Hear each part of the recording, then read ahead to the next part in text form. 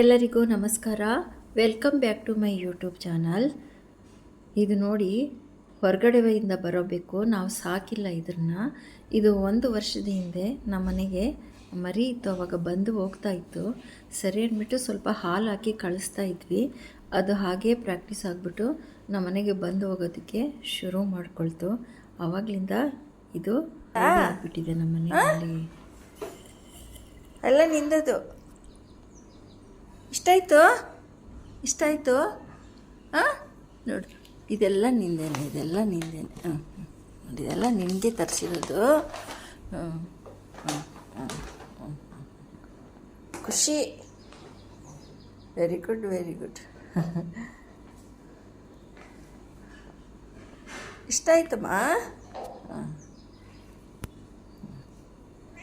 ಹಾಂ, ನಿಂದೆ ಎಲ್ಲ ನಿನಗೇನೆ.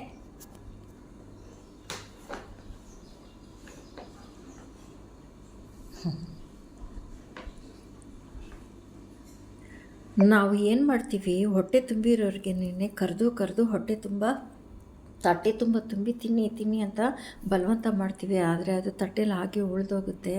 ಆದರೆ ಈ ರೀತಿ ಹೊಟ್ಟೆ ಹಸಿದ ಮೂಕ ಪ್ರಾಣಿಗಳಿಗೆ ಹೊಟ್ಟೆ ತುಂಬ ಹಾಕಬೇಕು.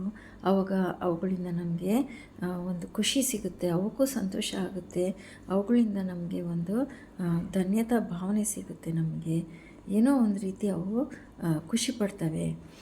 ಅದು ನೋಡಿ ಎಷ್ಟು ಖುಷಿಯಿಂದ. ಅದು ಪ್ರೆಗ್ನೆಂಟ್, ಅದು ಈಗ 3 ಸಲ ಪ್ರೆಗ್ನೆಂಟ್ ಆಗಿತ್ತು, ಇದು 4ನೇ ಸಲ ಆಗಿರೋದು.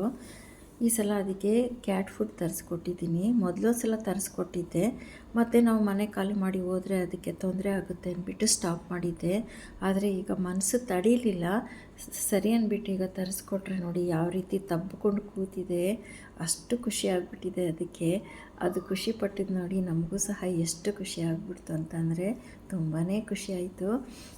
ಅದನ್ನು ಬಿಟ್ಟು ತೆರಳ್ತಾನೇ ಇಲ್ಲ. ಸುಮಾರು ಅರ್ಧ ಮುಕ್ಕಾಲು ಗಂಟೆ ಅದನ್ನು ತಬ್ಬಿಕೊಂಡು ಹಾಗೇ ಕೂತಿತ್ತು.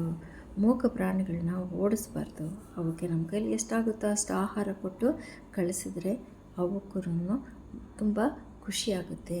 ಕೆಲವರು ಹಾಕಿದ್ರೆ ಬೈತಾರೆ. ಈ ವಿಡಿಯೋ ಇಷ್ಟ ಆದರೆ ಲೈಕ್ ಮಾಡಿ, ಸಬ್ಸ್ಕ್ರೈಬ್ ಮಾಡಿ. ಎಲ್ಲರಿಗೂ ಧನ್ಯವಾದ.